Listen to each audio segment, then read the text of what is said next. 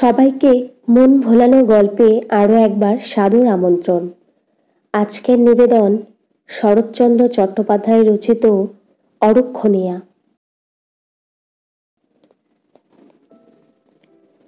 মেজমাসিমা মা মহাপ্রসাদ পাঠিয়ে দিলেন, ধরো। কে রে অতুল, আয় বাবা আয় বলিয়া দুর্গামণি রান্নাঘর হইতে বাহির হইলেন। অতুল প্রণাম করিয়া পায়ের ধুলা গ্রহণ করিল। নিরোগ হও বাবা, দীর্ঘজীবী হও। ওরে ও জ্ঞানদা, তোর অতুল দাদা ফিরে এসেছেন যে রে, একখানা আসন পেতে দিয়ে মহাপ্রসাদটা ঘরে তোল মা। কাল রাত্রিরে 9:30-10টার সময় সদর রাস্তায় ঘোড়ার গাড়ির শব্দ শুনে ভাবলুম কে এলো। তখন যদি জানতুম দিদি এলেন, ছুটে গিয়ে পায়ের ধুলো নিতুম। এমন মানুষ কি আর জগতে হয়? তা দিদি ভালো আছেন বাবা? এখন পুরী থেকে আসা হলো বুঝি? কি করছিস মা, তোর অতুলদা যে দাঁড়িয়ে রইলেন। মায়ের আহ্বানে একটি 12-13 বছরের শ্যামবর্ণ মেয়ে হাতে একখানে আসন লইয়া ঘর হইতে বাহির হইল এবং যতদূর পারা যায় ঘাড় হেট করিয়া দাওয়ার উপর আসনখানি পাতিয়া দিয়া অতুলের পায়ের কাছে আসিয়া প্রণাম করিল। কথাও কহিল না, মুখ তুলিয়াও চাহিল না। প্রণাম করিয়া উঠিয়া মহাপ্রসাদের পাত্রখানি হাততে লইয়া ধীরে ধীরে ঘরে চলিয়া গেল। কিন্তু একটু ভালো করিয়া দেখিলেই দেখিতে পাওয়া যাইত, যাবার সময়ে মেয়েটির চোখ মুখ দিয়া একটা চাপা হাসি যেন উছলিয়া পড়িতেছিল। আবার শুধু মেয়েটি নয়, এদিকেও একটুখানি নজর করিলে চোখে পড়িতে পারত এই সুশ্রী ছেলেটির মুখের উপরেও দীপ্তি খেলিয়া একটা হাসি অদৃশ্য তড়িৎ প্রবাহ মুহূর্তের মধ্যে মিলিয়া গেল। অতুল আসনে বসিয়া তীর্থপ্রবাসের গল্প বলিতে লাগিল। তাহার বাপ একজন সেকেলে সদরালা ছিলেন। অনেক টাকা করি এবং বিষয় সম্পত্তি করিয়া পেনশন লইয়া ঘরে বসিয়াছিলেন। বছর 4 হইল ইহলোক ত্যাগ করিয়া গিয়েছেন। বিয়ে একজামিন দিয়া অতুল মাস 2 পূর্বে মাকে লইয়া তীর্থ পর্যটনে বাহির হইয়াছিল। সম্প্রতি রামেশ্বর হইয়া পুরী হইয়া কাল ঘরে ফিরিয়াছে। গল্প শুনিয়া দুর্গামণি একটা নিঃশ্বাস ফেলিয়া বলিলেন, আর হ্যাঁ মনে মহাপাতকে আমি যে আর কিছু না হোক একবার কাশী গিয়ে বাবা বিশ্বেশ্বরের চরণ দর্শন করে আসব, এ জন্মে সে স্বাদটাও কখনো ফুরল না।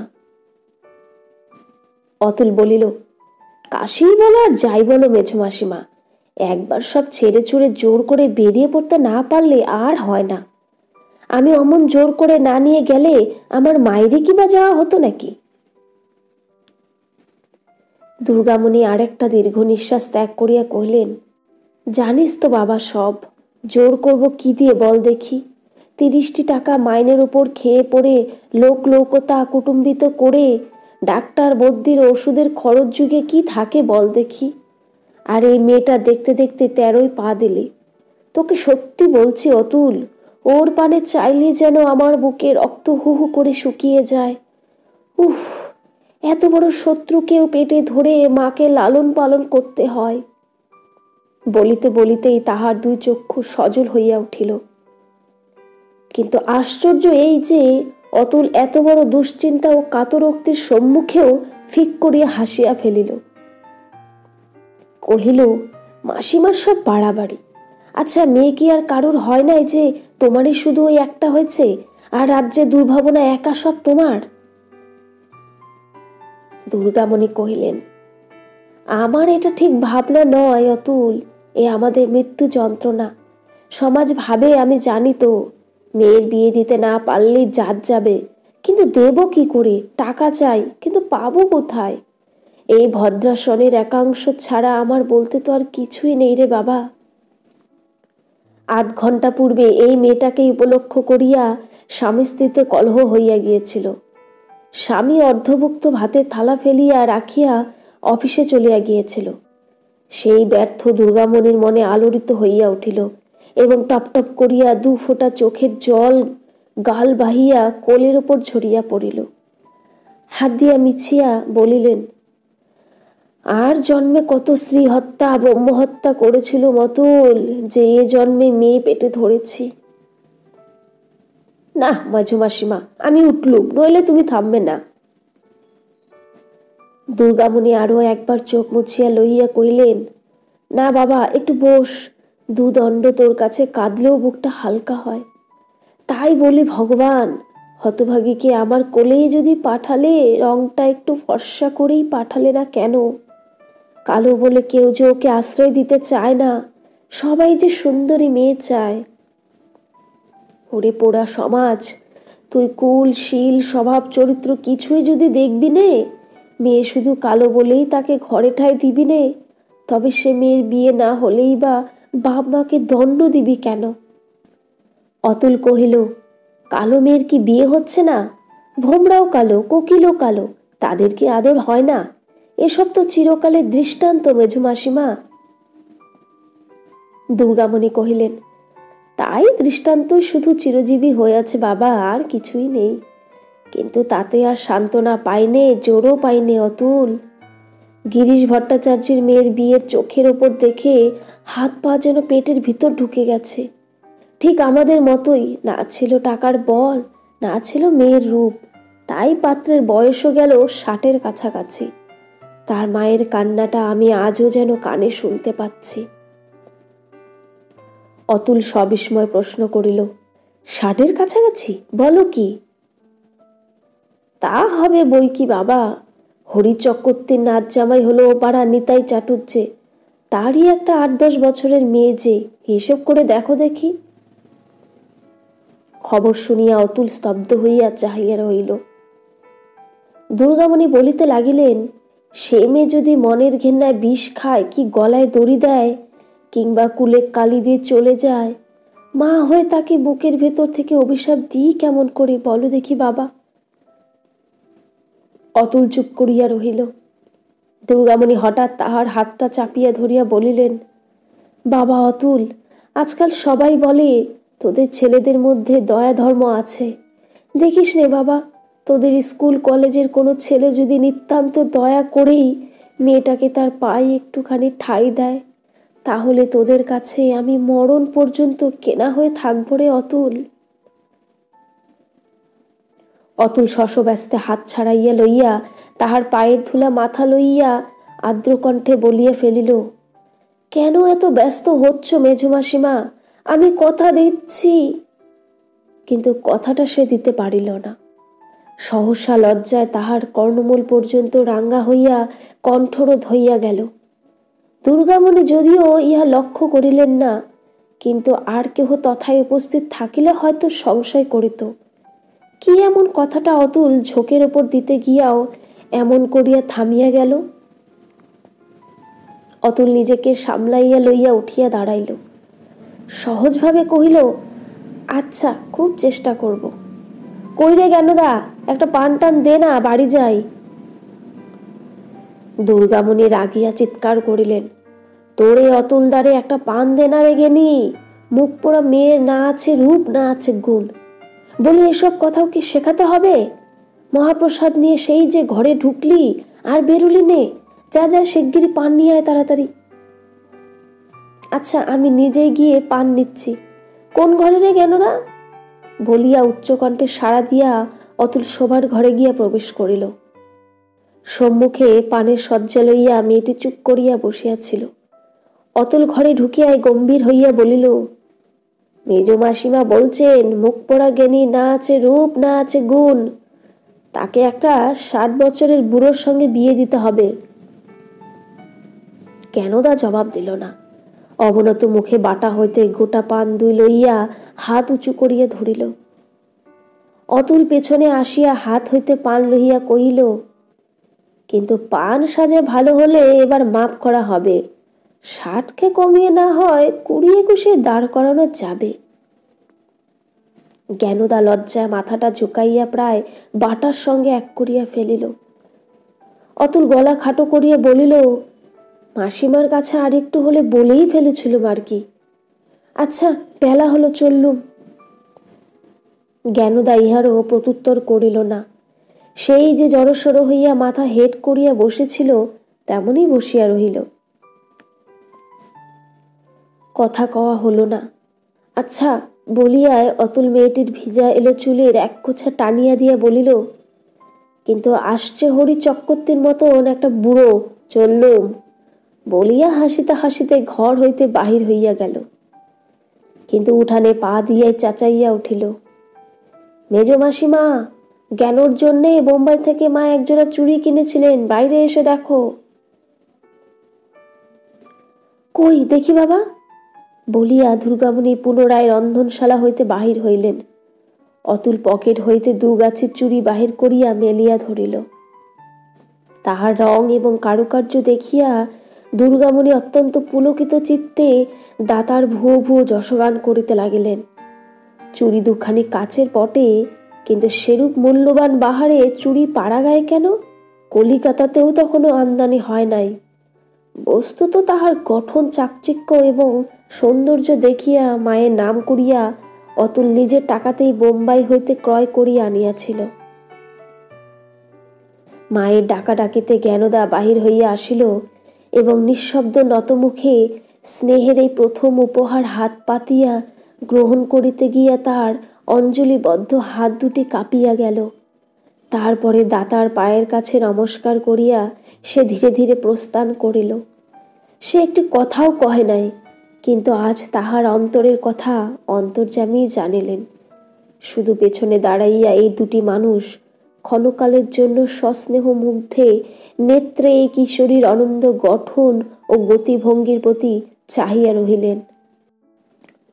বড় ভাই গোলকনাথ মারা গেলে তার বিধবা স্ত্রী স্বর্ণমঞ্জুরি নির্বংশ পিতৃকুলের যৎসামান্য বিষয় আশয় বিক্রি করিয়া হাতে কিছু নগদ পুঁজিয়া করিয়া কনিষ্ঠ দেবর অনাথনাথকেই আশ্রয় করিয়াছিলেন। তাহারই বিষের অসহ্য জ্বালায় হিতাহিত জ্ঞান শূন্য হইয়া মেঝ ভাই প্রিয়নাথ গত বৎসর কেমন দিনে ছোট ভাই অনাথের সঙ্গে বিবাদ করিয়া উঠানের মাঝখানে একটা প্রাচীর তুলিয়া দিয়া পৃথগণ্য হইয়াছিলেন এবং মাঝখানে একটা কপাট রাখার পর্যন্ত প্রয়োজন অনুভব করেন নাই। তখন রঙ্গ দেখিয়া বিধাতা পুরুষ নিশ্চয়ই অলক্ষ্যে বসিয়া হাসিতেছিলেন, কারণ একটা বৎসরও কাটিল না প্রাচীরের সমস্ত উদ্দেশ্য নিষ্ফল করিয়া দিয়া সেদিন প্রিয়নাথ 7 দিনের জ্বরে বিনা চিকিৎসায় প্রাণত্যাগ করিলেন। মৃত্যুর আগের দিনটায় মরণ সম্বন্ধে যখন আর কোথাও কিছুমাত্র অনিশ্চয়তা ছিল না এবং তাই দেখিতে সমস্ত গ্রামের লোক পিলপিল করিয়া বাড়ি ঢুকিয়া ঘরের দরজার সম্মুখে ভিড় করিয়া দাঁড়াইয়া অস্ফুট কলকণ্ঠে হাও হতাশ করিতেছিল, তখনও প্রিয়নাথের একেবারে সংজ্ঞালোপ হয় নাই। অতুল গ্রামে ছিল না। কলিকাতার মেশে ওই দুঃসংবাদ পাইয়া আজ ছুটিয়া আসিয়া উপস্থিত হইয়াছিল। ভিড় ঠেলিয়া যখন সে রোগীর ঘরে ঢুকিবার চেষ্টা করিতেছিল, কোথা হইতে জ্ঞানদা পাগলের মতো আছাড় খাইয়া পড়িয়া তাহার 2 পায়ের ওপর মাথা কুটিতে লাগিল। যাহারা তামাশা দেখিতে আসিছিল তাহারা এই আর একটা অভাবনীয় ফাও পাইয়া বিস্ময়াপন্ন হইয়া মনে মনে বিতর্ক করিতে লাগিল। কিন্তু অতুল এত লোকের সম্মুখে দুঃখে লজ্জা হতবুদ্ধি হইয়া গেল।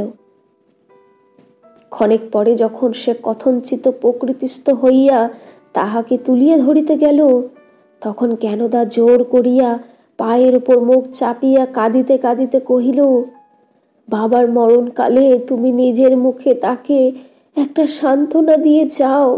আমার অদৃষ্টের পরে যাই থাক, এই সময় আমার মতন আমার ভাবনাটাকেও যেন তিনি এইখানেই ফেলে রেখে যেতে পারেন। আর তোমার কাছে আমি কখনো কিচ্ছু চাইব না।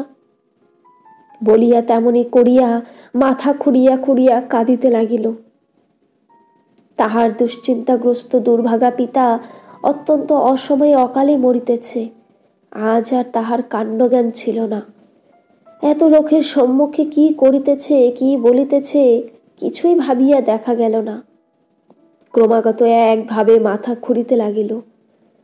কিন্তু অতুল সংযমী লোক, জ্ঞানদার এই ব্যবহার অন্তরে সে যত ক্লেশী অনুভব করুক, বাহিরে এতগুলি কৌতূহলী চক্ষের ওপর কঠিন হইয়া পড়িল। জোর করিয়া পা ছাড়াইয়া লইয়া মৃদু তিরস্কারের স্বরে কহিল, ছি, শান্ত হও, কান্নাকাটি করো না। আমার যা বলবার তা আমি বলবো বই কি, বলিয়া মুমূর্ষ শয্যার একাংশে গিয়া উপবেশন করিল। দুর্গামণি স্বামীর শিয়রে বসিয়াছিলেন। অতুলের মুখের পানে চাহিয়া নিঃশব্দে কাঁদিতে লাগিলেন। প্রতিবেশী নীলকণ্ঠ চাটুর্যে দ্বারের ওপরে দাঁড়াইয়াছিলেন। অতুলের বিলম্ব দেখিয়া কহিলেন, প্রিয়নাথের এখনো একটু জ্ঞান আছে বাবা, যা বলবে এই বেলা বেশ চেঁচিয়ে বলো, তাহলেই বুঝতে পারবে। বলা বাহুল্য, বৃদ্ধের এই প্রস্তাব আরো দুই একজন তৎক্ষণাৎ অনুমোদন করিল। জনতা দেখিয়া অতুল প্রথমেই ক্রুদ্ধ হইয়াছিল। তাহার ওপর ইহাদের এই নিতান্ত অশোভন কৌতূহলে সে মনে মনে আগুন হইয়া কহিল, আপনারা নিরর্থক ভিড় করে তো একে তো কোনো উপকার করতে পারবেন না। একটুখানি বাহিরে গিয়া বসলেই আমার যা বলবার আমি বলতে পারি। নীলকণ্ঠ চটিয়া উঠিয়া বলিলেন, নিরর্থক কি হে?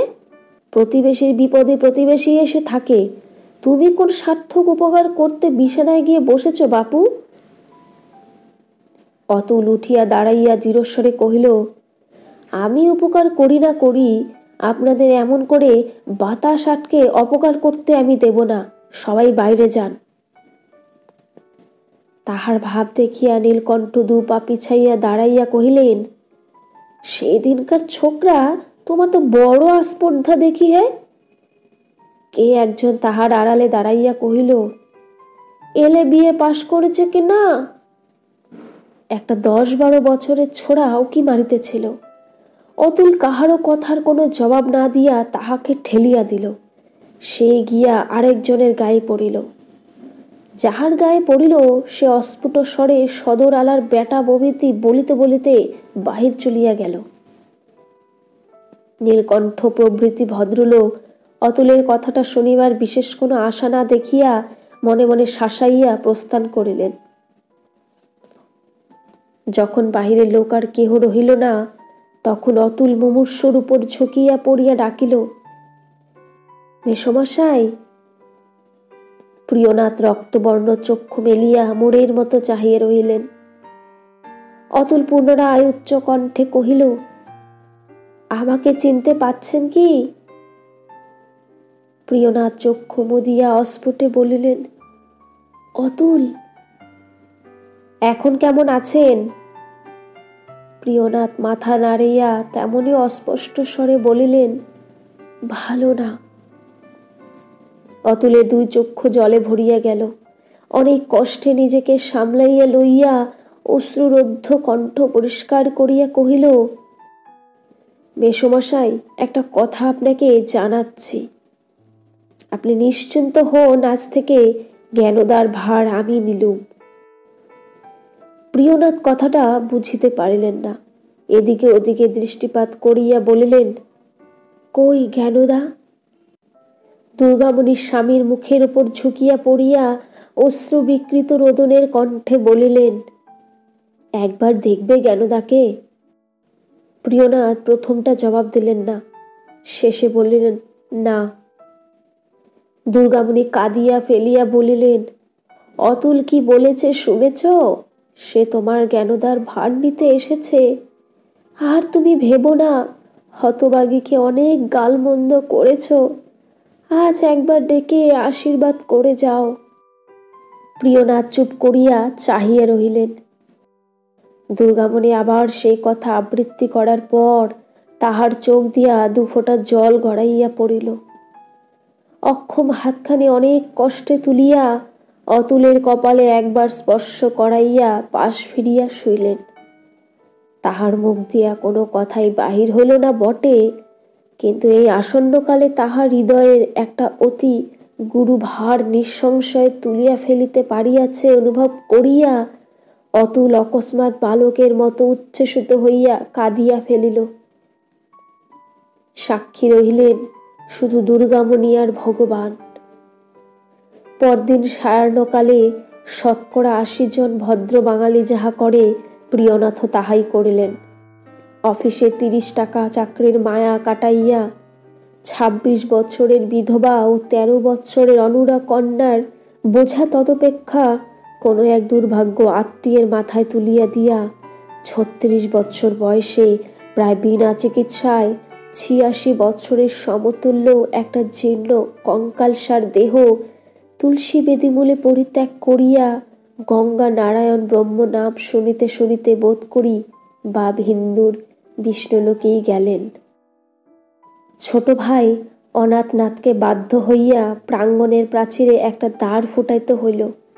অগ্রজের শ্রাদ্ধ শান্তি হইয়া গেলে ১৫-১৬ দিন পরে একদিন তিনি অফিসে যাইবার মুখে চৌকাঠের ওপর দাঁড়াইয়া পান চিবাইতে চিবাইতে বলিলেন, আর না বললে তো নয় বৌঠান, বুঝতেই তো সবই পারো। খেতে তোমাকে একবেলা এক মুঠো দিতে আমি কাতর নই। তা দাদা আমার সঙ্গে যতই কেন না কুব্যবহার করে যান, কিন্তু এত বড় মেয়ের বিয়ের ভার তো আমি আর সত্যি সত্যি নিতে পারি নে। শুনতেই আমার ১৫০ টাকা মাইনে, কিন্তু কাচ্চা বাচ্চা তো কম নয়। তাছাড়া আমার নিজের মেয়েটারও তো ১২ বছরে পড়লো, দেখতে তো পাচ্ছ। তাই আমি বলি কি, মেয়ে নিয়ে এ সময় তোমার একবার হরিপালে যাওয়া উচিত। দুর্গামণি রান্নাঘরের একটা খুঁটি আশ্রয় করিয়া কোনো মতে দাঁড়াইয়াছিলেন। সভয়ে সসংকোচে কহিলেন, দাদার অবস্থা তো তুমি জানো ঠাকুরপো, কিচ্ছু নেই তার। এত বড় বিপদের কথা শুনে একবার দেখা পর্যন্ত দিতে এলেন না। তাছাড়া না নিয়ে গেলেই বা যাই কি করে। বড় বউ স্বর্ণমঞ্জুরি দেবরের পার্শ্বে প্রাচীরের আড়ালেই দাঁড়াইয়াছিলেন। একটুখানি গলা বাড়াইয়া কহিলেন, দাদার অবস্থা ভালো নয় জানি, কিন্তু তোমার দেওরটি বা কোন লাট সাহেব মেজ বউ, আর ওই শুনতেই ১৫০, কিন্তু যা করে আমি সংসার চালাই তা আমি তো জানি। আর তাও বললি, অত বড় ধ্বংস মেয়ে তোমার ঘাড়ে, কে তোমাকে যেচে ঠাঁই দিতে যাবে বলো দেখি? কিন্তু তা বলে মান অভিমান করে বসে থাকলে তো চলে না। না। দুর্গামণি ধীরে ধীরে বলিলেন, না দিদি, আমার আবার মান অভিমান কি? স্বর্ণ দেওরকে বা হাত দিয়া পেছনে ঠেলিয়া নিজে অগ্রসর হইয়া আসিয়া কহিলেন, তোমাকে মন্দ কথা তো আমি বলিনি মেজ বউ, যে অমন করে চিবিয়ে চিবিয়ে কথাগুলি বললে। তা রাগি করো ঝালি করো বাপু, তোমার ওই ডানাকাটা পরীর বিয়ে তো আমরা দিতে পারবো না। মেয়ে তো ওই ছোট বউটাও পেটে ধরেছে। কেউ একবার বাচ্চাদের মুখ পানে চেয়ে দেখলে আবার নাকি সে চোখ ফিরিয়ে চলে যাবে। তা সত্যি কথা বলবো মেজ বউ, যেমন তোমার মেয়ের ছিরি তেমনই গিয়ে হরিপালে পড়ে হরে থেকে যা হোক একটা চাষাবুসো ধরে দাও গে, নেটা চুকে যাক। শুনেছি নাকি সেখানকার লোক সুচ্চিরি কুচ্চিরি দেখে না, মেয়ে হলেই হলো। দুর্গামণি চুপ করিয়া রহিলেন। যে বিষের জ্বালায় একদিন তাহারা পৃথক হইয়াছিলেন, সেই বিষদন্ত পুনরায় উদ্যত দেখিয়া তিনি ভয়ে কাঠ হইয়া গেলেন। যার যেমন, তোমাকে কেউ তো নিন্দা করতে পারবে না। হ্যাঁ পারে বটে বলতে আমাকে। ৩টে পাশের কম যদি জামাই ধরে আনি, দেশ শুদ্ধ একটা ঢিডি পড়ে যাবে। সবাই বলবে এটা করলে কি? এত বড় একটা জ্যাঠাই ঘরে থাকতে কিনা দুর্গা প্রতিমে জলে ভাসিয়ে দিলে। সত্যি কিনা বলো ঠাকুরপো? বলিয়া স্বর্ণ অনাথের প্রতি কটাক্ষ করিলেন। তা বই কি বলিয়া অনাথ তাহার মহামান্য বড় ভাজের মর্যাদা রাখিয়া অফিসের বেলা হওয়ার অছিলায় প্রস্থান করিলেন। স্বর্ণ বলিলেন, তোমার ভাইকে ধরে করে যা হোক একটা ধরে পাকড়াও করে দাও, তাতে তোমার লজ্জা নেই মেজবউ, কেউ নিন্দে করতে পারবে না। ৩০টি টাকা তো সবে মাইনে ছিল, কেই বা তাকে জানতো আর কেই বা চিনত। এদের ভাই বলেই যা লোকে জানে। আমি বলি কি, কাল দিনটে ভালো আছে, কালই চলে যাও। দুর্গামণি মনে মনে একবার অতুলের কথা ভাবিলেন, কিন্তু ইহার সাক্ষাতে কোনো কথা কহিলেন না, কারণ এই বড় জায়ের সম্বন্ধেই অতুলের সঙ্গে তার সম্বন্ধ। স্বর্ণ অতুলের মায়ের মামাতো বোন।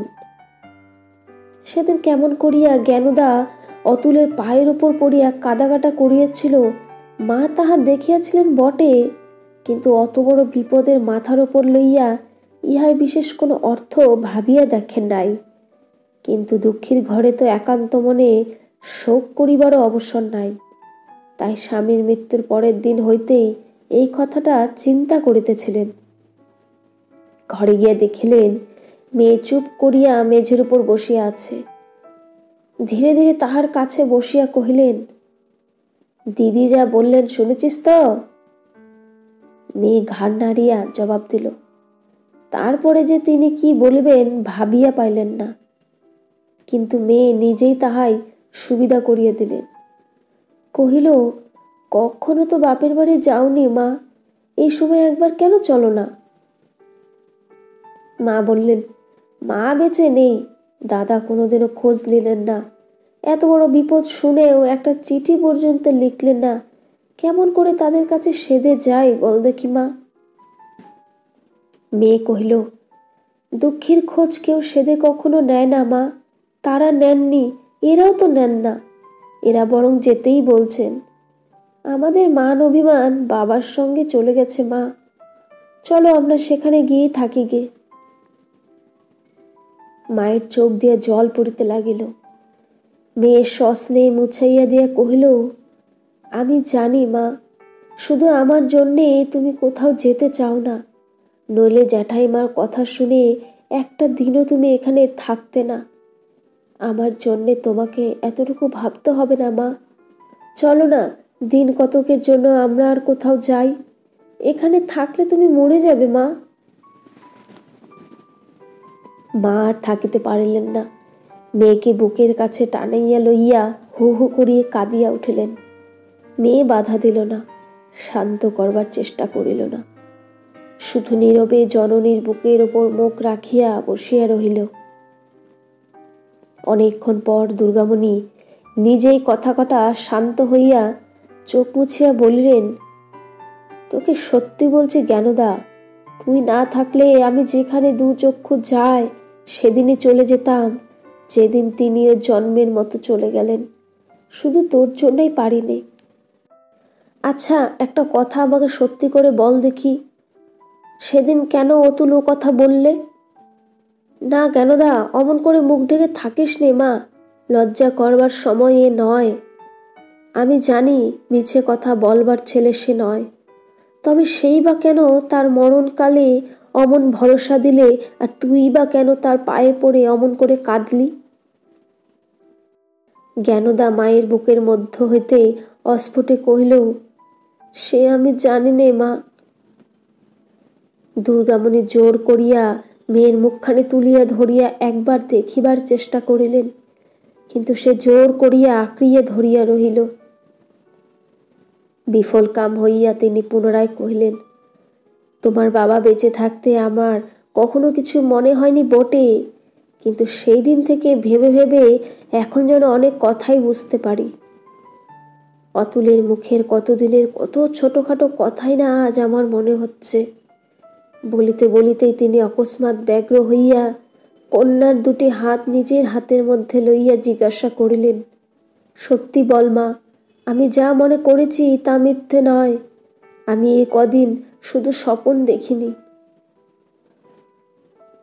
জ্ঞানদা তেমনই মুখ ঢাকিয়া মৃদুস্বরে বলিল, কি জানি মা, তার ধর্ম তার কাছে। দুর্গামণি আনন্দের আবেগে কাঁদিয়া কহিলেন, আমাকে সংশয়ে ফেলে রেখে আর বিধিস নে মা, একবার মুখ ফুটে বল, আমি তোর বাপের জন্য একটিবার প্রাণ খুলে কাঁদি, আমার এ কান্না আজ তিনি শুনতে পাবেন। মেয়ে চুপি চুপি কহিল, কাঁদো না মা, আমি তো তোমাকে কাঁদতে বারণ করি নে, বাবাকে জানাতে বলেছিলুম, তিনি নিজেই তো জানিয়েছেন, এখন তার ধর্ম তার কাছে।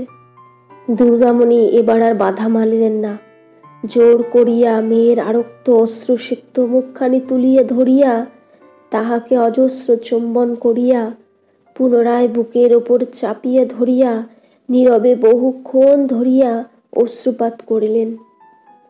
পরে চোখ মুছিয়া ধীরে ধীরে বলিতে লাগলেন, তাই বটে মা, তাই বটে, অতুল আমার দীর্ঘজীবী হোক, তার ধর্ম তার কাছেই বটে, কিন্তু এই কথাটা আমাদের কারো একদিনের তরে মনে পড়েনি মা, তুই নিজেই যে তাকে মরা বাঁচিয়েছিলি। সে বছর লোকে বললে বেরি বেরি রোগ, তা সে যে রোগী হোক, ফুলে ফেটে ঘা হয়ে। আগে তার মা, তারপরে অতুল। অতুলের তো কোনো আশাই ছিল না। পচা গন্ধে ভয়ে কেউ যখন তাদের ওদিক মারাতো না, তখন এতটুকু মেয়ে হয়ে তুই যমের সঙ্গে দিবারাত্রি লড়াই করে তাকে ফিরিয়ে এনেছিলি। সে ধর্ম সে কি না রেখে পারে? সাবিত্রীর মতো যাকে যমের হাত থেকে তুই ফিরিয়ে এনেছিলি, তাকে কি ভগবান আর কারো হাতে তুলে দিতে পারেন? এই ধর্ম যদি না থাকে, তবে চন্দ্র সূর্য এখনো উঠেছে কেন? একটুখানি মৌন থাকিয়া পুনরায় পুলকিত চিত্তে বলিতে লাগিলেন, এখন যেখানে আমাকে বলিস সেইখানেই যাব, কিন্তু তুই তো তার মত না নিয়ে যেতে পারিস নে বাছা। তাই বটে, তাই বটে। তাই বাবা আমার ফিরে এসেই সকাল হতে না হতে 2 গাছের চুড়ি দেবার ছল করে মাকে আমার দেখতে এসেছিল। ওগো, আর একটা বছর কেন তুমি বেঁচে থেকে চোখে দেখি গেলে না, বলিয়া তিনি উচ্ছ্বসিত ক্রন্দন করিয়া রোধ করিতে লাগিলেন। বলি, মেজ বউ। দুর্গামণি তাড়াতাড়ি মেয়েকে বুক হইতে ঠেলিয়া দিয়া চোখটা মুছিয়া লইয়া সাড়া দিলেন। কেন দিদি? বড় বউ একবার ঘরের ভেতর দৃষ্টিপাত করিয়া কঠিন স্বরে বলিলেন, তোমাদের না হয় শোকের শরীরে খিদে তেষ্টা নেই, কিন্তু বাড়ির আর তো সবাই উপোস করে থাকতে পারে না। বেরিয়ে একবার বেলার দিকে চেয়ে দেখো দেখি। দুর্গামণি শশব্যস্তে ঘরের বাহিরে আসিয়া দাঁড়াইলেন। বেলার দিকে চাহিয়া লজ্জিত মুখে মেয়ের নাম করিয়া কি একটুখানি জবাবদিহি করিতেই স্বর্ণমঞ্জরি তীক্ষ্ণভাবে বলিলেন, বেশ তো, হেসেলটা চুকিয়ে দিয়ে মেয়েকে কাছে বসিয়ে সারাদিন বোঝাও না, আমি কথাটি কব না, কিন্তু আমার ছেলে মেয়েগুলো যে পিত্তে পড়ে মারা যায়। না বাপু, এমন দ্বারা সব অনাচ্ছিষ্টে কাণ্ড আমি সইতে পারবো না, বলিয়া নিঃসন্তান বড় বউ ছোট বধূর সন্তানদের প্রতি মাতৃস্নেহের পরাকাষ্ঠা প্রদর্শন করিয়া উত্তরের জন্য প্রতীক্ষা না করিয়াই চলিয়া গেলেন। অনাথের সংসার পুনরায় প্রবেশ করা অবধি দুর্গাকে রান্নাঘরের সমস্ত ভার গ্রহণ করিতে হইয়াছিল।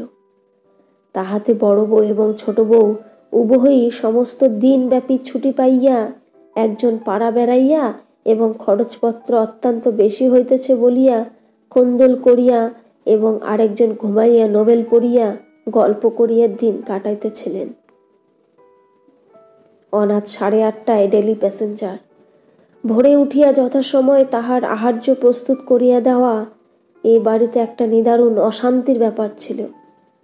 এ লইয়া বড় এবং ছোট যায় প্রায়ই কথা কাটাকাটি এবং মন কষাকষি চলত। এই কয়দিন এই হাঙ্গামা হইতে নিস্তার পাইয়া উভয়ের মধ্যে অনেক দিনের পর আবার একটা ভালোবাসার গ্রন্থি বন্ধনের সূচনা হইতেছিল। কিন্তু আজ সকালে হঠাৎ সেই বাঁধনটার একবার ছিঁড়িয়া যাইবার উপক্রম হইল। তাহার কারণ এই যে বেলা 7টা বাজে এবং ঝি আসিয়া সদ্র নিত্যর্থিত ছোট বধূকে জানাইলে যে কয়লার উনানের আঁচ উঠিয়া গিয়াছে, একটু তৎপর হইয়া রান্না চাপাইয়া দেওয়া আবশ্যক।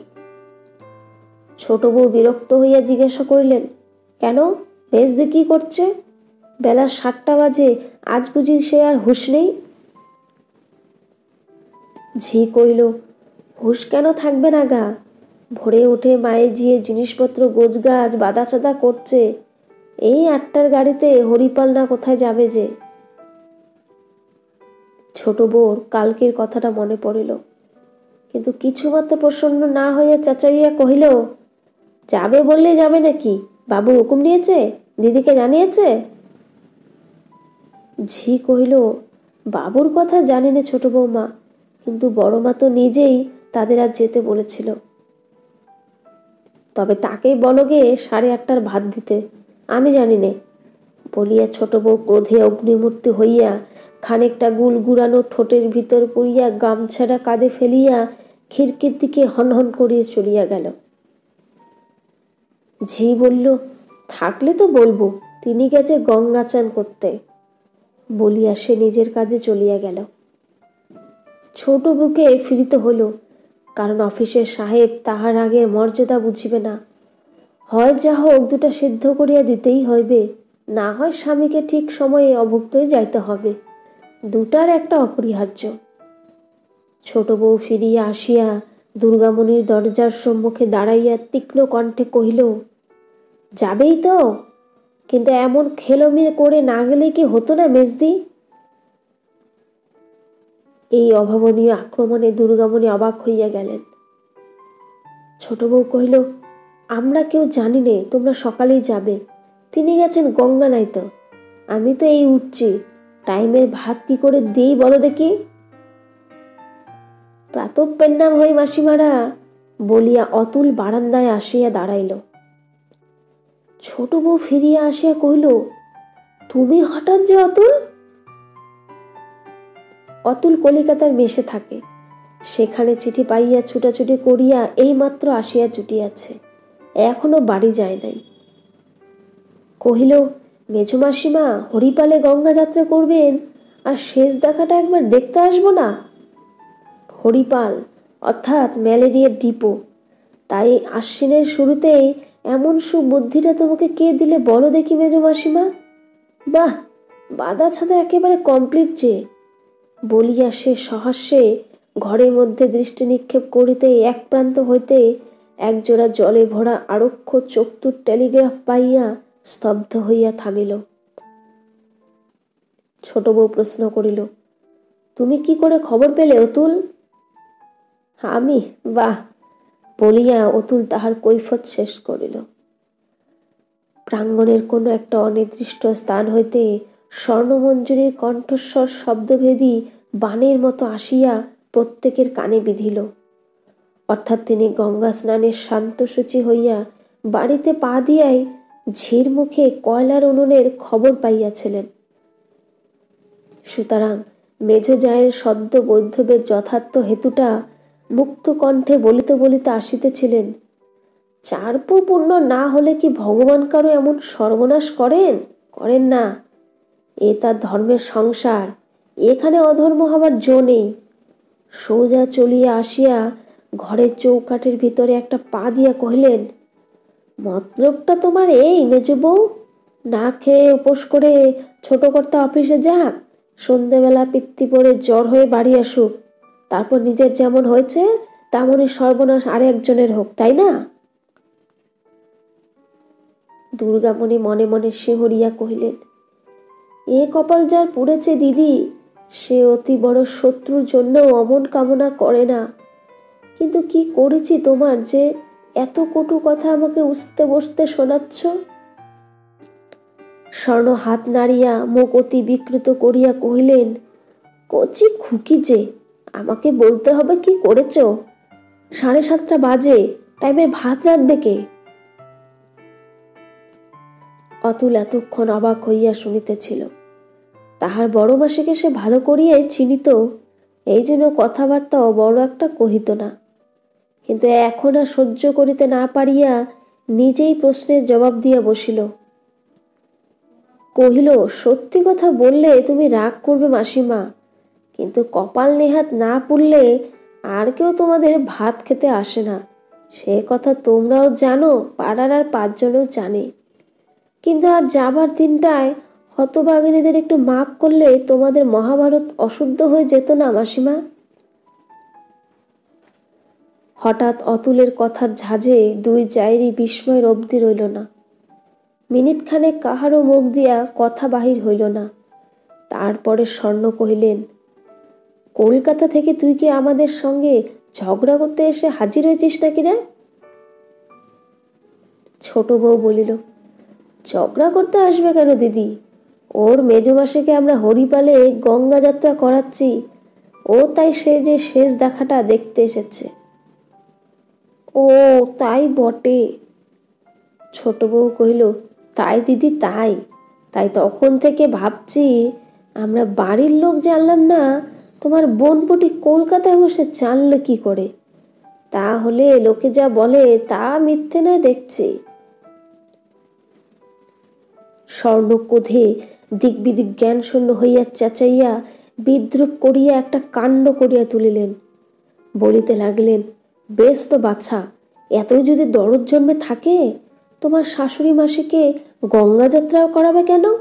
ঘরেই নিয়ে যাও না, গা শুদ্ধ লোক বাহব্বা করবে এখন। তাহার বিষের জ্বালায় অতুলেরও মাথা বেঠিক হইয়া গেল। সেও বলিয়া বসল, বেশ তো মাসিমা, তোমরা আপনার লোক, কথাটা যদি দুদিন আগেই জেনে থাকো ভালোই তো। উনি আমার ঘরে গেলে আমি মাথায় করে নিয়ে যেতে রাজি আছি। তোমাদের গায়ে লোকগুলো তাতে বাহাব্বা দিবে, ছি ছি করবে, আমি ভ্রুক্ষেপও করিনে।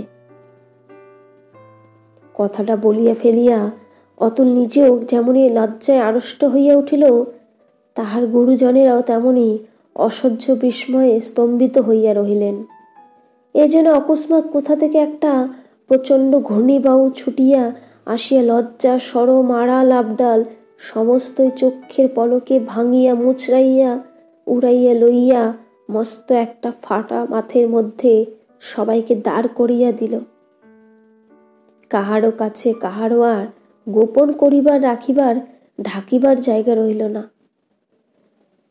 অতুল নিঃশব্দে বাহির হইয়া গেল। যদুবাগদি গরুর গাড়ি আনিয়া কহিল, মা সময় হয়েছে, জিনিসপত্র কি দেবে দাও, এখন থেকে না বেরোলে স্টেশনে গাড়ি ধরতে পারা যাবে না। বলিয়া সে ঘরে ঢুকিয়া নির্দেশ মতো সুমুখে টিনের তরঙ্গের ওপর বিছানাটা তুলিয়া নিয়া ঘাড়ে গড়িয়া বাহির হইয়া গেল। বড় বউ ছোট বউ দ্রুত পদে প্রস্থান করিলেন। দুর্গামণি দুর্গা দুর্গা বলিয়া ঘরে তালা দিয়া মেয়ের হাত ধরিয়া নিঃশব্দে গাড়িতে উঠিয়া উঠিলেন। মেয়েটা মূর্ছিতের মতো মায়ের কোলের ওপর চোখ বুজিয়া শুইয়া পড়িল। 11 বৎসর পরে দুর্গামণি হরিপালে বাপের ভিটায় আসিয়া উপস্থিত হইলেন। তখন শরতের সন্ধ্যা এমনই একটা অস্বাস্থ্যকর ঝাপসা ধোঁয়া লইয়া সমস্ত গ্রামখানার ওপর হুমড়ি খাইয়া বসিয়াছিল যে তাহার ভিতরে প্রবেশ করিবা মাত্রই দুর্গামণির বুকের ভিতরটা ছাত করিয়া উঠিল। বাড়িতে বাপ নাই, মা নাই, বড় ভাই আছেন। শম্ভু চাটুর্যের সেদিন ছিল বৈকালিক পালাজ্বরের দিন। অতএব সূর্যাস্তের পরে তিনি প্রস্তুত হইয়া বিছানা গ্রহণ করিয়াছিলেন। খবর পাইয়া সুপ্রাচীন বালাপোষ্যে মাথা এবং 2 কান ঢাকিয়া খড়ম পায়ে খটখট শব্দে বাহির হাসিয়া চিনিতে পারিলেন। কে, ও দুর্গা এলি নাকি? তাই আয়। দুর্গা কাঁদিতে কাঁদিতে অগ্রসর হইয়া দাদার পদমূলে প্রণাম করিলেন। কেন দা প্রণাম করিলে? কহিলেন, এটি বুঝি মেয়ে? তা বিয়ে দিলি কোথায়? দুর্গা কুণ্ঠিত স্বরে কহিলেন, বিয়ে এখনো দিতে পারিনি দাদা, যেখানে হোক শিগগিরই। বিয়ে দিসনি? বহু কাল অদর্শনের পর ভগিনীর প্রতি তাহার ঈষৎ করুণ কণ্ঠস্বর এক মুহূর্তে জমিয়া উঠিয়া একেবারে কাঠ হইয়া গেল। বলিলেন, তাই তো, এখানকার আবার যে সব বজ্জাত লোক তা জানতে পেলে।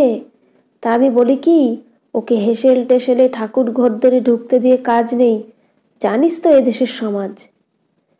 বিশেষ হরিপাল এমন পাজি জায়গা কি ভূর সারতে আছে? তা আয়, বাড়ির ভেতরে আয়। এত বড় মেয়ে ওর কাকার কাছে রেখে এলে স্বচ্ছন্দে তুই 2-3 দিন জুড়িয়ে যেতে পারতিস। এখানে থাকলে তো আর বুঝলি নে দুর্গা। তা যা, এখন হাত পা ধুগে। ওগো, কই গো? বলিতে বলিতে শম্ভু চাটুর্যে পুনরায় খটখট করিয়া অন্দরে প্রবেশ করিলেন। দুর্গা এবং তাহার কন্যা যেমন করিয়া তাহার অনুসরণ করিয়া বাড়ি ঢুকিল সে শুধু ভগবানই দেখিলেন। শম্ভুর এটি দ্বিতীয় পক্ষ। প্রথম পক্ষের বউকে দুর্গা দেখিয়াছিলেন, কিন্তু ইহাকে দেখেন নাই। উপস্থিত ইনি যেমনই কাল তেমনি রোগা এবং লম্বা, ম্যালেরিয়ার জ্বরে রংটা যেন পোড়া কাঠের মতো। 3 দিনের গোবর উঠানের মাঝখানে জমা করা ছিল, তাহা এইমাত্র নিঃশেষ করিয়া ঘুটে দিয়া হাত পা ধুইয়া প্রদীপের জো করিতেছিলেন। স্বামীর আহ্বানের সম্মুখে আসিয়া ব্যাপার দেখিয়া থমকিয়া দাঁড়াইলেন। শম্ভুর জ্বর আসিতেছিল। আগন্তুক দিকের অভ্যর্থনের জন্য স্ত্রীর কাছে সংক্ষেপে ইহাদের পরিচয় দিয়া ঘরে গিয়া ঢুকিলেন। বউয়ের নাম ভামিনী, মেদিনীপুর জেলার মেয়ে। কথাগুলো একটু বাঁকা বাঁকা। সে হাসিয়া উপরের এবং নিচের সমস্ত মাড়িটা অনাবৃত করিয়া ননদের হাত ধরিয়া রান্নাঘরের দাওয়ায় লইয়া গিয়া পিঁড়ি পাতিয়া বসাইলেন। তাহার হাসি এবং কথার স্ত্রী দেখিয়া দুর্গার বুকের ভেতর পর্যন্ত শুকাইয়া উঠিল। আসিবার সময় দুর্গা এক হাঁড়ি রসগোল্লা আনিয়াছিলেন। সেটা নামাইতে না নামাইতেই এক পাল ছেলে মেয়ে কোথা হইতে যেন পঙ্গপালের মতো ছুটিয়া আসিয়া ছেকিয়া ধরিল। চেঁচাচেঁচি ঠেলাঠেলি সে যেন একটা হাট বসিয়া গেল। তাহাদের মা ইহাকে আধখানি উহাকে সিকিখানি আর দুজনকে দুটুকরো বাটিয়া দিয়া হাড়িটা ছো মারিয়া তুলিয়া লইয়া গিয়া সোপার ঘরের শিকায় টাঙাইয়া রাখিলেন। ছেলেগুলো যে যাহা পাইয়াছিল অমৃতবৎ গিলিয়া ফেলিয়া হাতে রস চাটিতে চাটিতে প্রস্থান করিল।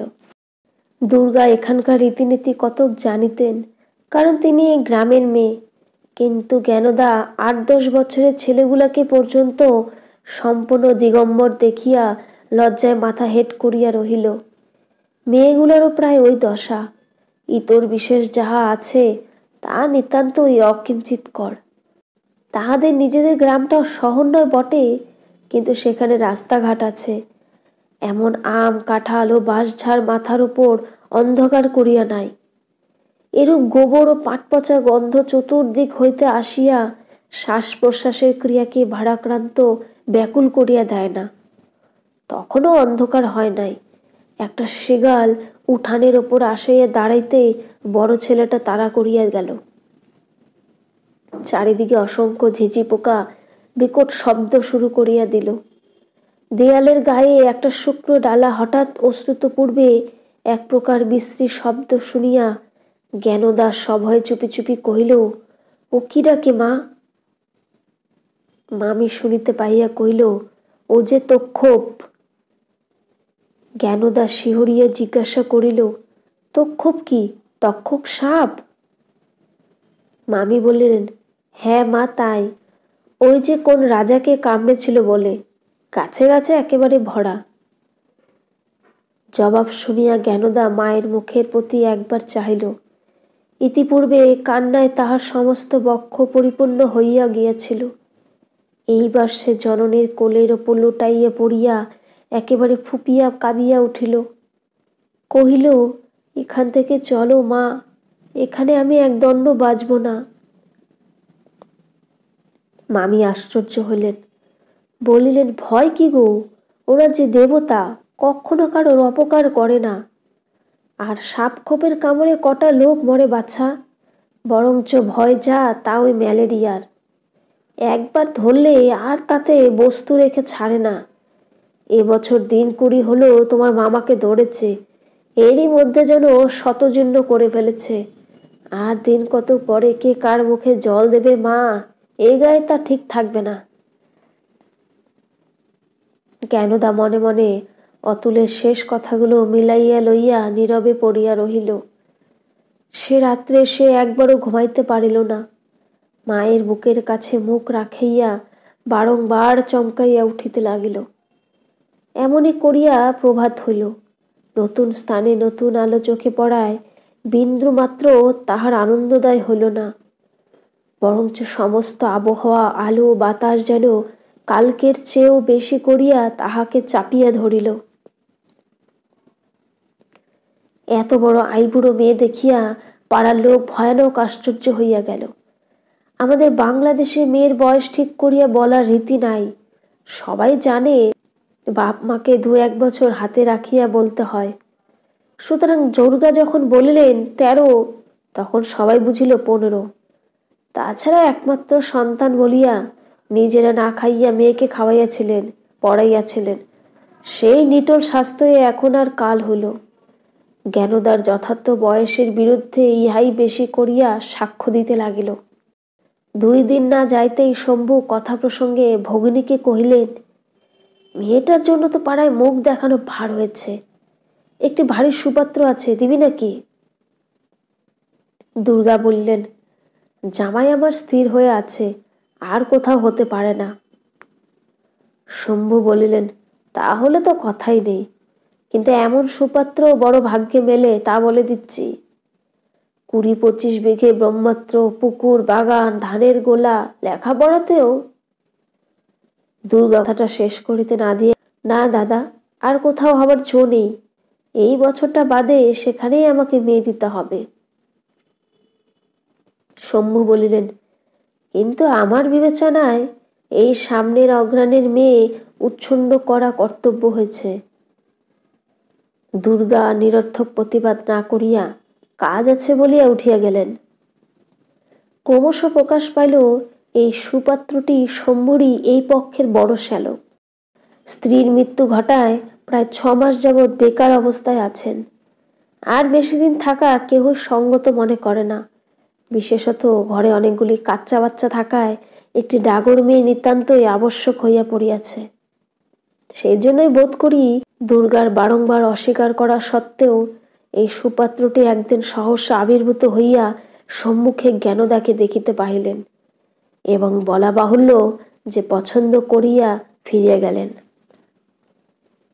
অনতিকাল মধ্যেই ভগিনীর প্রতি শম্ভুনাথের স্নেহের অনুরোধ কঠোর নির্যাতনের আকার করিয়া দাঁড়াইল। একদিন তিনি স্পষ্ট জানাইয়া দিলেন যে প্রিয়নাথের অবর্তমানে তিনি এখন ভাগ্নির যথার্থ অভিভাবক। সুতরাং আবশ্যক হইলে এই সামনের অগ্রাণেই তিনি জোর করিয়া বিবাহ দিবেন। দাদার সঙ্গে বাদানুবাদ করিয়া দুর্গা ঘরে ঢুকিয়া মেয়ের পানে চাহিয়াই বুঝিতে পারিলেন সে সমস্ত শুনিয়াছে। তাহার 2 চক্ষু ফুলিয়া রাঙা হইয়া উঠিয়াছে। তাহাকে বুকে টানিয়া লইয়া বলিলেন, আমি বেঁচে থাকতে ভয় কি মা? মুখে অভয় দিলেও বটে, কিন্তু ভয়ের তাহার নিজের বুকের অন্তঃস্থল পর্যন্ত শুকাইয়া কাঠ হইয়া গিয়েছিল। এসব দেশে এইরূপ জোর করে বিবাহ দেওয়া যে একটা সচরাচর ঘটনা তাহা তাহার অজ্ঞাত ছিল না। মায়ের বুকে মুখ লোকাইয়া মেয়ে উচ্ছ্বসিত হইয়া কাঁদিতে লাগিল। মা তাহার কপালে বুকে হাত দিয়া দেখিলেন জ্বরে গা ফাটিয়া যাইতেছে। চোখ মুছাইয়া দিয়া জিজ্ঞাসা করিলেন, কখন জ্বর হলো মা? কাল রাত্রের থেকে। আমাকে জানাসনি কেন? আজকাল যে ভয়ানক ম্যালেরিয়ার সময়। মেয়ে চুপ করিয়া রহিল, জবাব দিল না। দাদার বউয়ের সহিত দুর্গা এ পর্যন্ত কোনো প্রকার ঘনিষ্ঠতার চেষ্টা করেন নাই। শুধু যে তাহার বিকট চেহারা ও ততোধিক বিকট হাসি দেখিলেই তাহার গা জ্বলিয়া যাইত তাহা নয়, তাহার অতি কর্কশ কণ্ঠস্বরও তিনি সহ্য করিতে পারতেন না। পাড়াগাঁয়ের মেয়েরা স্বভাবতই একটু উচ্চ কণ্ঠে কথা কহে, কিন্তু বউয়ের কথাবার্তা একটু দূর হইতে শুনিলে ঝগড়া বলিয়া মনে হইত। তাহার উপর সে যেমন মুখরা তেমনি যুদ্ধ বিশারদ। কিন্তু তাহার একটা গুণ দুর্গা টের পাইয়াছিল, সে গায়ে পড়িয়া ঝগড়া করিতে চায় না। তাহার গন্তব্য পথ ছাড়িয়া দিলে সে কাহাকেও কিছু বলিত না। ছেলে পিলে ঘর সংসার লইয়াই থাকিত, পরের কথায় কান দিত না। প্রথমে আসিয়াই দুর্গা একদিন তাহার রান্নাবান্না সাহায্য করিতে গিয়াছিল। তাহাতে স্পষ্ট করিয়া বলিয়াছিল, তুমি 2 দিনের জন্য এসেছ ঠাকুরজি, তোমাকে কাজ করতে হবে না। আমি রান্নাঘর ভাড়ার ঘর কাউকে দিতে পারবো না। সেই অবধি দুর্গা এই বিষয়ে এক প্রকার নিশ্চিন্ত হইয়াছিলেন। আজ বেলা দেখিয়া বউ দৌড় গোড়ায় স্বাভাবিক চিৎকার শব্দে প্রশ্ন করিল, আজ খাওয়া দাওয়া কি হবে না ঠাকুরজি? হেসেল নিয়ে বসে থাকবো? দুর্গা মুখ তুলিয়া বলিলেন, মেয়েটার ভারী জ্বর হয়েছে বউ, তোমরা খাওগে, আমরা আজ আর কেউ খাবো না। বউ কহিল, মেয়ের জ্বর, তা তোমার কি হলো গো? জ্বর আবার কান্না হয় না, উঠে আসো। দুর্গা কাতর কণ্ঠে কহিলেন, না বউ, আমাকে খেতে বলো না, মেয়ে ফেলে আমি মুখে ভাত তুলতে পারবো না। তোমাদের সব আধিক্যেতা, বলিয়া বউ চলিয়া গেল। রান্নাঘর হইতে পুনরায় কহিল, জ্বর হয়েছে, কবিরাজ ডেকে পাচন সিদ্ধ করে দাও। ম্যালেরিয়া জ্বরে আবার খায় না কে? আমাদের দেশে ওসো, উপস্থিত ওসে পাট নেই বাপু, বলিয়া সে নিজের কাজে মন দিল। অপরাহ্ন বেলায় সে নিজে এক বাটি পাচন সেদ্ধ করিয়া আনিয়া কহিল, ওলো গেনি, উঠে পাচন খা, ভাতে জল দিয়ে রেখেছি, চল খাবি আয়। মামিকে সে অত্যন্ত ভয় করিত। বিনা বাক্যে উঠিয়া খানিকটা তিক্ত পাচন গিলিয়া বমি করিয়া ফেলিয়া পুনরায় শুইয়া পড়িল। দুর্গা ঘরে ছিল না। বমির শব্দে ছুটিয়া আসিয়া ব্যাপার দেখিয়া নিঃশব্দে দাঁড়াইয়া রহিলেন। মামি রাগ করিয়া উঠানে গিয়া সমস্ত পাড়া শুনাইয়া বলিতে লাগিলেন, এসব বাবু মেয়ে নিয়ে আমাদের গরিব দুঃখীর ঘরে আসা কেন বাপু? সেই হইতে জ্ঞানদার অসুখ উত্তরোত্তর বাড়িতেই লাগিল। তাহার ভামিনী মামি সেই যে প্রথম দিনেই বলিয়াছিল, বাচ্চা, পল্লী গ্রামে সাপের কামড়ে আর কটা লোক মরে, মরে যাতা ওই ম্যালেরিয়াতে, একবার ধরলে আর রক্ষে নেই। তাহার কথাটার সত্যতা সপ্রমাণ হইতে বেশি বিলম্ব ঘটিল না। অনতিকাল মধ্যে জ্ঞানদাকে একেবারে শয্যাগত করিয়া ফেলিল। সেদিন কার্তিকের সংক্রান্তি। দুর্গা ঘরে ঢুকিয়া আশ্চর্য হইয়া দেখিলেন, বউ জ্ঞানদার শিওরে বসিয়া তাহার মাথায় হাত বুলাইয়া দিতেছে। একে তো সংসারে কাজ ছাড়িয়া এসব বাজে কাজ করিবার তাহার অবসর নাই, তাহাতে পরের মেয়ের প্রতি অযাচিত সেবাটা এমনই এক প্রকৃতি বিরুদ্ধ বিসদৃশ্য কাণ্ড বলিয়া দুর্গার মনে হল যে তিনি দাদার প্রস্তাবিত সেই বিবাহ ব্যাপারটা স্মরণ করিয়া আশঙ্কায় কণ্টকিত হইয়া উঠিলেন। ভামিনীর এই যত্নটা সেই জন্যই করেছে, তাহাতে তার সংশয় মাত্র রহিল না। কারণ সে যে নিজের দাদার সহিত জ্ঞানদার বিবাহ ঘটাইবার জন্য স্বামীকে নিবেদিত করিয়াছে এবং ভিতরে ভিতরে উত্তেজিত করিতেছে, প্রথম হইতেই এই কথাটা দুর্গা শতসিদ্ধের মতো মানিয়া লইয়াছিল। বউ গলাটা আজ একটু খাটো করিয়া কহিল, তারকেশ্বরে পাশ করা ডাক্তার আছে, তোমার দাদাকে আনতে পাঠিয়ে দিয়েছি ঠাকুরজি। জ্বর যেন রোজ রোজ বেশি হচ্ছে, এ তো ভালো না। দুর্গা অব্যক্ত স্বরে যাহা বলিলেন তাহা শোনা গেল না, কারণ এই সুসংবাদ শুনিয়াও তিনি অন্তরে ভিতর হইতে প্রসন্ন হইতে পারিলেন না। বউ সংসারের কাজে চলিয়া গেল। জ্ঞানদা বালিশের তলা হইতে একখানি চিঠি বাহির করিয়া কহিল, জবাব দিয়েছেন।